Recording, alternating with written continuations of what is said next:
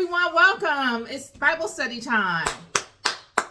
Always excited about coming forward, y'all. We are in the book of Acts today again. Yep, we're still in Acts, but we're taking our time. We're almost out of the New Testament. So, like I said, we are not in a rush. We are looking to uncover as many truths as we can to piece this puzzle together and make our walk throughout the entire Bible worthy of our time by not rushing and by not feeling the pressure to rush. So super excited about that. We're in chapter 8 today. We're going to be reading from verse 26 through 31. I'm going to invoke the Spirit of God to assist me in the discernment of God's word, and we will begin.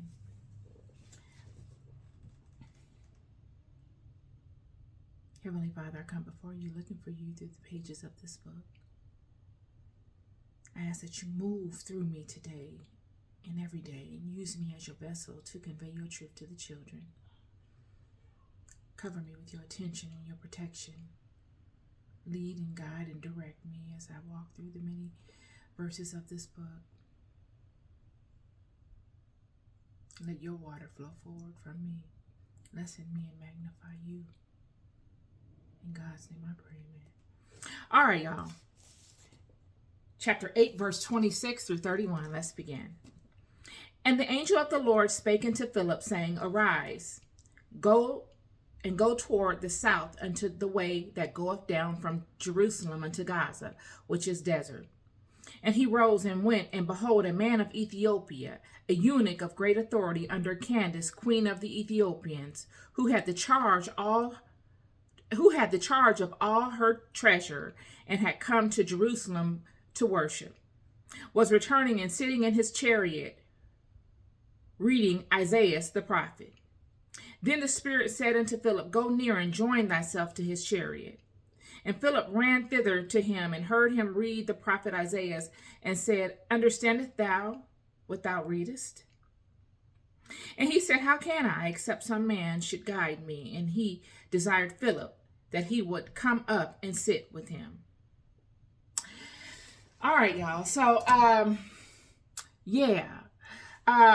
last Bible study we spoke to Stephen and him being an apostle and getting the same type of treatment that Jesus and anyone that comes forward with the truth of the children get from either from all those in the house. It's not that the enemy is not outside of the house, even though the enemy is using those that are in the house to inflict the enemy's will upon the children, which are those that are of the house, that are perpetuators of what the enemy looks to inflict of the children. They're their brethren. So, the enemy wouldn't have the true enemy wouldn't have anything to work with if the house was united. And much is going on. Saul, you will find, not Saul, King Saul of the Old Testament, but this is a new Saul who would go on to be Paul. But this Saul would be in agreement with the torture and the, unaliving of many of God's prophets. And we will go into his story in later chapters of this Bible.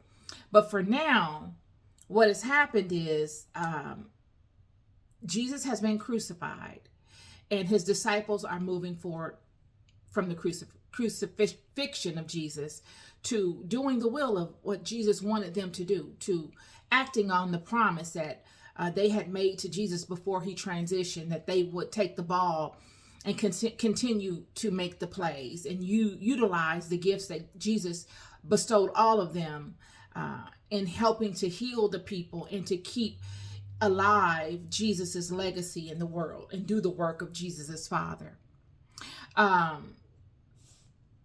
And it would go. So what's happened is, one of the apostles goes and comes upon a man of Ethiopia. Now, what I found very interesting in this is, and why I decided to use this as my Bible study today, my Bible study topic today was because, you see in several, this is only the second instance that you see Ethiopia really coming into play. The first instance that you see Ethiopia coming into play is when David is anointed king.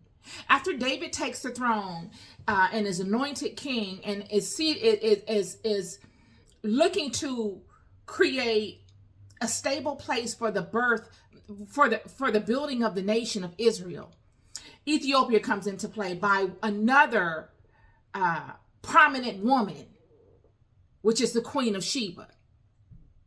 Now, what we're seeing with Ethiopia is something that was very common in the old world.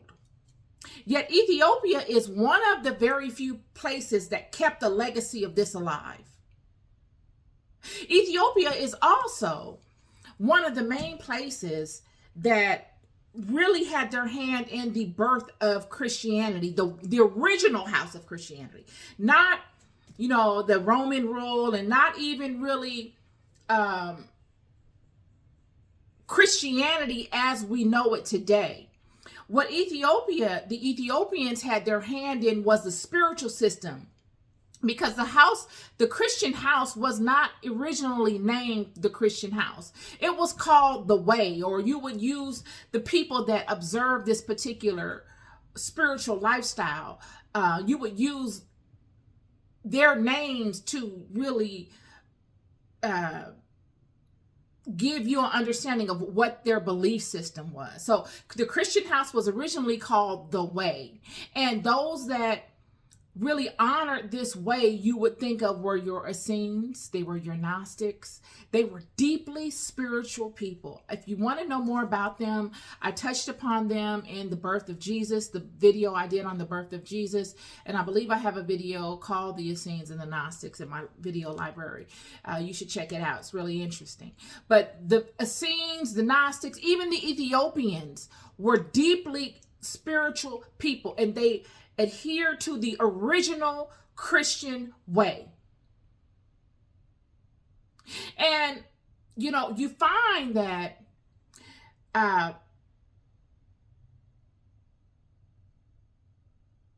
Ethiopia shows itself at pivotal times in the line or the activities of the children. That Ethiopia comes and positions itself as a resource by way of the Phoenicians. The Phoenicians act as middlemen. They are people, they acted as middlemen. There were people that came and plugged you in with other people. They were the original plug. This is what made them so important. Like, you couldn't do anything without them. If you didn't have the relationship with the Phoenicians, you didn't really get things at a good rate. You didn't really have people lobbying for you at top levels. To have the Phoenicians lobby for you in the form of Hiram or any of those coastal cities that made up the Phoenician Empire, if you had them on your side, you had the best of whatever it was that you needed to build from. You had the best city engineers, you had the best planners, you had the best marketers, you had the best resources, because they would tap you into people that had an abundance of things at top quality. And that's what happened when David was connected with, I'm sorry, not David, I said David, but of the lineage of David, and I'm not going to do this video again. The lineage of David by way of King Solomon, David's son, was plugged into a relationship with the Queen of Sheba. But prior to King Solomon being plugged into the relationship with Ethiopia by way of Queen Sheba, his father David had already a strong relationship with Hiram, which is the very high-ranking individual within the Phoenician empire. Hiram would be the one that would go on to plug his son Solomon in with the Queen of Sheba. So that was in the building of the nation.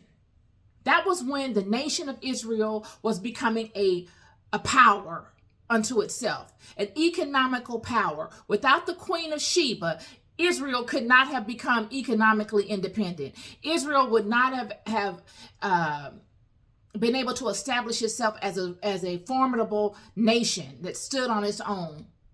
It was through the Queen of Sheba. She blessed them with that. And so we fast forward till now, and you see the Bible make mention of this woman named Candace, Queen of Ethiopia. But what it's not saying is that there were several Candaces. And Candace is really not even a name. It is a title. It is like a title that all women that rule with absolute power have. See, the Queen of Sheba ruled with absolute power. She didn't have to pass anything through anyone. Of course, there were checks and balance systems within her governmental body to make sure that things were run smoothly. But she had absolute power. Even today, friend, there are not any nations that not any superpower nations that the one in the seat of power has absolute power. There are not many superpowers. I mean, even if you look at the United States, the president does not have absolute power. He has governmental bodies that are like check and balance systems to make sure that everything is done fairly, or as fairly as it could possibly be. So when you look at these Kentakes, which are your Candaces, because that's an alternate way of pronouncing it, these Kentakes, these women rulers, had absolute power. When you look at Ethiopia, you're looking at Ethiopia today, but Ethiopia at the time was a superpower of many nations that we know of today. They were all under the umbrella of Ethiopia. When you look at India, you're looking at Ethiopia, friend. India was at one time considered a part of Ethiopia. I was going to do a video on this when the presidency was at hand, and I decided against it. But Ethiopia has a very interesting history. Very interesting. When you look at When you look at Ethiopia, as it does have a very interesting history, and when you look at India has a very interesting history. When you look at Nubia, you're looking at portions of what one would consider Ethiopia at one time. When you look at Sudan, you're looking at what one would consider Ethiopia. And all of these places, the Kentake women had absolute rule over. And it was a norm. It was not anything to be paraded around and women just finally got rights and women were a exception to the rule. No, it was a norm that these women would rule, and their sons would be kings, but the woman would have absolute rule. They ruled so much that even when Alexander came into Ethiopia, he couldn't, the queen of Ethiopia at the time had him reroute and go through Egypt. I mean, Ethiopia is a superpower. Well, had been a superpower, and was a very formidable opponent. So what you're looking at here in the scripture, when it says that he rose and went and beheld a man of Ethiopia, a eunuch of great authority under Candace, Kentake, depending upon how you want to pronounce it. But in ancient times, it was Kendake or Kentake, queen of Ethiopians, who had the charge of all her treasure and had come to Jerusalem to worship. So that tells you something. We're looking at the second time that somebody from Ethiopia is presenting himself or themselves to the nation of Israel that has vast amounts of resources, and they come to inquire spiritually. They come to, when Queen of Sheba came unto King Solomon, it is said in scripture that she came to prove him. Even though she came bearing many gifts, she needed to see that he was worthy of those gifts. Worthy in what way? To see if he was spiritually sound, if he knew what he was talking about. How could she prove him if she wasn't always already proven? She needed to make sure that he was deserving of what she had to offer in abundance, because she had it in abundance. She had already been proven. She grew up in the ranks of this. This was an ancestral thing on her part. David had Solomon's father David had come into power, and he had a reputation, and the baton had been passed to his son Solomon. Somewhat different than the way Queen of Sheba was raised. She comes from a long line of rulers that ruled this way. David really came up as the first, and he passed the baton down to his son. So she had to have come to prove him, to make sure he was deserving, because word had gotten out about what had happened. You must remember that the God of Israel had done had never been done before. Even though the Queen of Sheba and all of those that had come before her did have a hand in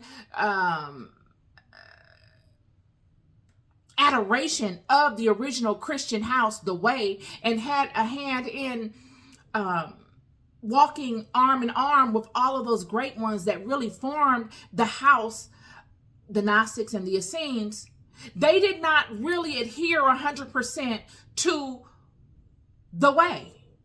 That many of them honored multiple gods. Many of them still stood in the old way, and they hadn't transitioned 100% into this new way. Yet they were aligning themselves in a friendly manner, in helping them in a brotherly or sisterly way establish themselves, because there was some commonality there. There was history there. We fast forward till now. This eunuch somehow knows that the apostles are within this area. He's traveled, and he is sitting in his chariot. What is a eunuch? A eunuch is a man that has been castrated. He doesn't have any, genitalia in that sense. He can't mate and procreate. He's been castrated. And he's somewhat like a servant to the women.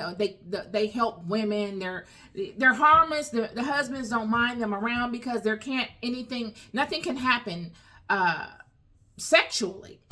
So they are a help to the women. Well, this is another queen of Ethiopia outside of Queen of Sheba. I don't know if she's in the line of Queen of Sheba, but more than likely has been, because it all went through the bloodline. She's now, fast forward thousands of years, a descendant of this bloodline that helped establish Israel from the beginning, is now presenting themselves to the apostles after the crucifixion of Jesus. And he's come to inquire of these apostles, to prove them, to ask, do you understand this? Can you help me? This great man, the right-hand man to the Queen of Ethiopia. You got to understand, the Queen of Ethiopia is a superpower, spiritually and financially. It was a mecca. Ethiopia had trade routes no one else had. They were a superpower. And that would dwindle throughout time, but it has not dwindled down to anything at this time. Right now, they're still a superpower. So that's saying that the head of a nation that has absolute power, this woman who has absolute power, her right-hand man who is in charge of all of her affairs, all of her resources, has come and is sitting in a chariot, and he's reading Isaiah. And he inquires of an apostle to come and sit with him and help him understand what he is reading. It is the same thing that happened when Queen of Sheba came bearing many gifts to King Solomon. Same thing, different time. Now they come after the crucifixion of King David and King Solomon's bloodline. And he proves him. He asks him questions, and Philip is able to answer the questions. And he's saying that the eunuch says, well, should I be baptized? Should I be born again from my old way of thinking? Because I see the relevancy of this now. Me and all of my forefathers have watched the hand of God move throughout the all the travels of your people. And even though I am not particularly part of your promise, we are in amazement of what has been done. And now we are at a place where we can somehow be grafted in, because before we couldn't. In the Old Testament, Queen of Sheba did have a son with King Solomon, but she was not able to really be fully grafted in. Now, through Roman rule, through all that has happened between the Romans and the children, it has been a situation where now many that were not able to be grafted in could be grafted in. And Philip is saying, do you believe? I mean, surely you want to be baptized, and I'm impressed that you would like to be baptized. But verse 37 said, and Philip said, if thou believest with all thine heart, thou mayest, you can be baptized and born again.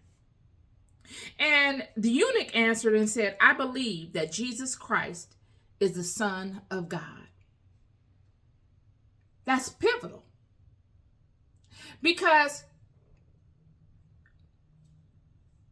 prior to that, many of these people had watched, and all of them knew the birth of the Messiah. The world knew the prophecies of Isaiah. This eunuch is sitting in a chariot reading it. They're all knowing the prophecies of all the great ones of the house, because you must know that Isaiah spoke hand in hand with the people that actually created the initial Christian system, the way. Isaiah was shoulder to shoulder with the Gnostics. Isaiah was shoulder to shoulder with the Essenes. Isaiah lived that lifestyle. So, and then all the ones that came before Isaiah, they knew all of these prophecies. They knew them and they took them very seriously. So it's fair to say that the Ethiopians knew it. Many of the spiritually powerful knew all the prophecies. It wasn't like they had variations to the prophecy. Prophecy is prophecy. Yet they didn't know, it's like having a dream, and you see the dream and you're like, okay, I know what I saw in the dream, but how it's going to really come about, I don't know. And will it come about? When will it come out? All these types of things. It's the same way with the prophecy. A dream is prophetic. It's the same way. And so they were looking for the signs or looking for a word, and they hear that this child is born, but nobody really knows. And then all of this drama and all these different things start to pop off. And many are in alignment with Jesus, and many they have bought into what Jesus is speaking. Because in order to buy into what Jesus is speaking, you must have a sign and you must have a wonder. You must be able to fulfill prophecy. And the only way to fulfill it is through a sign and a wonder. So it will be after Jesus is crucified, after you see and you reflect back upon what has happened, that you are able to see. The dust settles.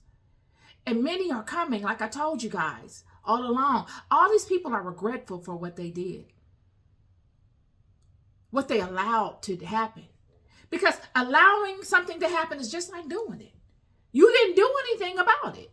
You're just as guilty. You got 2 eyes, you got 2 ears, you got a mouth, you got hands, you got feet, you got a brain. You have everything it needed to be able to stop it, but you did not.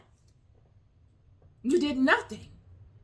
And now everybody is coming, and they're coming with resources. These are people that have resources. These are great men coming to see people that don't own anything, regular folk. And they're asking them to make sense of things, to pick their brain, to say, I'm not too good to sit with you and to converse with you about experiences. I'm not too good to sit with you and to reflect and for you to reflect upon your life with me, and for me to reflect upon my life with you, and use the commonality, or use this Bible, or use these scriptures as a medium to help us all both make sense of things so that we can glorify God the more. I saw somewhere, it made me think of Proverbs 18, verse 16. And it says, a man's gift maketh room for him, and bringeth him before a great man. This eunuch, the right-hand man to one of the most powerful women in the world, a woman with absolute power, will come, a great man will come unto a man with a gift, a man with a calling, just somebody living their life out loud, someone not afraid to let the water of spirit flow and do what they were brought here to do, to live in their calling. Their calling would attract greatness, not propaganda, not conceitedness, not someone that's, oh, I'm better than you, and there's nothing you can do for me, and I'm better than you. They had already done that with Jesus. They had already played that game with Jesus. Oh, I'm better than you. I'm going to act like I can't learn anything from you because I don't want you to think that I don't know what you know, or I don't see things the way you see things. So I'm going to act like, you don't matter. They're done with that. They see the waste of that. Now they're able to look back and say, I really could have benefited from him. Even if, having a conversation with him I didn't agree with, I could at least have something to reference that I could pull from that would have benefited me, because there was something more to him. This is that. This is the eunuch coming and saying, I humble myself before you, friend. I'm the friend of what you're doing. I think this is great. I really want to know more about it. And in sitting in the chariot, the Bible doesn't go and say, that the eunuch said, I would send you all these resources, and that the queen of Ethiopia is going to come and bless you. But they depart on good terms. They depart in a way where the eunuch didn't even get the chance to really end the conversation. Philip baptizes the eunuch. And before there could be a conversation where, the eunuch feels indebted in some way, and he's like, I want to do this and that for you. I will incline Candace, the queen of Ethiopia, to do this and that for you. Before any of that can even happen, he disappears. The spirit, in the Bible it says here, and when they were come out of the water, the Spirit of the Lord caught away Philip, that the eunuch saw him no more, and he went on his way rejoicing. So the Bible doesn't even speak to there being any type of indebtedness felt on the part of the eunuch, because usually things like that happen when you have great resources and someone bestows upon you something you didn't have before, especially something as precious as spiritual knowledge. You feel indebted, and the Bible speaks to that, God not even allowing that to happen, that God's hand would separate these two people.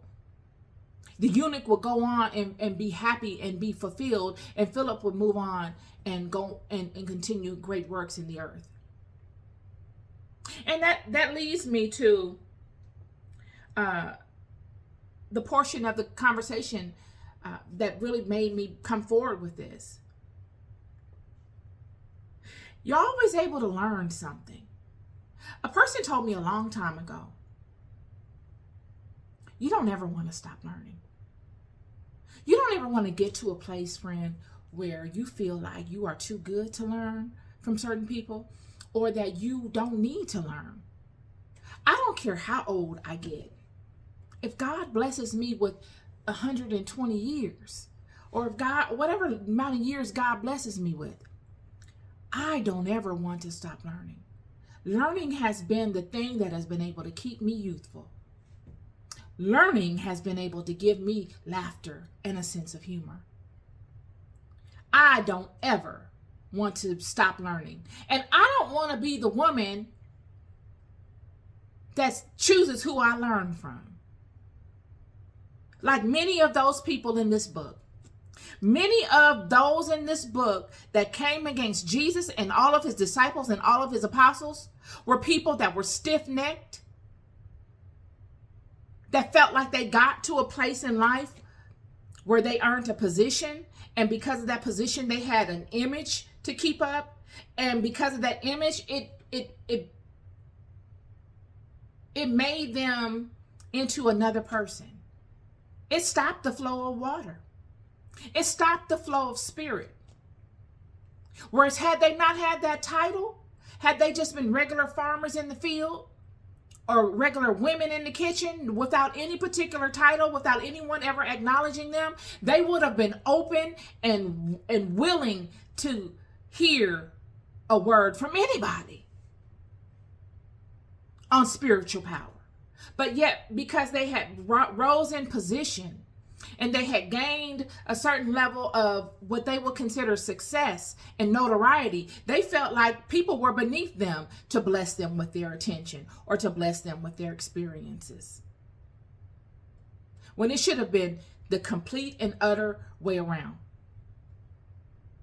Proverbs 18:16, a man's gift maketh room for him.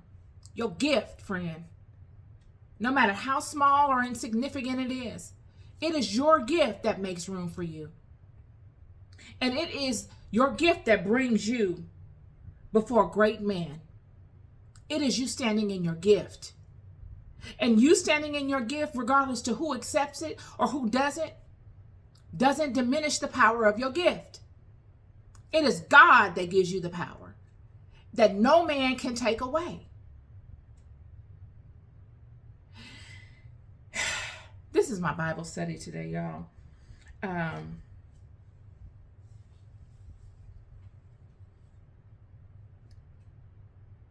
Yeah. It would be the conversion. This eunuch would come and be willing to be converted because of the works and the wonders. Because of the word. Because of the word that Jesus would speak to any and everyone that will receive it. It will be the word that Jesus would speak that would create the change. Jesus was in the earth creating change with the word, y'all.